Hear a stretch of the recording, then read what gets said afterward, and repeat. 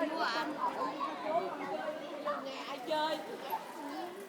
Ben, Ben, dưa chuột. Ủa dưa chuột có phải đâu? Dưa chuột đâu phải. Dưa lưới, ơi dưa leo. Ôi dưa không phải. Dưa leo không phải. Bởi dưa leo không phải. Dưa leo nè, không phải. Dưa leo nè. 1, 2, 3. 1, 2, 3.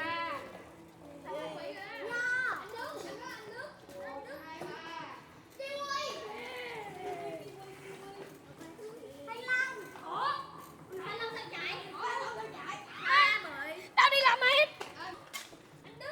Dưa hấu, tao sẽ dưa hấu. Tao cứu anh Đức. Ê, thằng Quang dưa hấu, dưa hấu, dưa hấu, dưa hấu, dưa hấu, tao dưa hấu, tao dưa hấu. Đâu? Gì? Dưa hấu mà. Không, nhưng mà qua trận mới rồi. Kìa Lon đi chạy. Đó, đó, đó, đó, đó.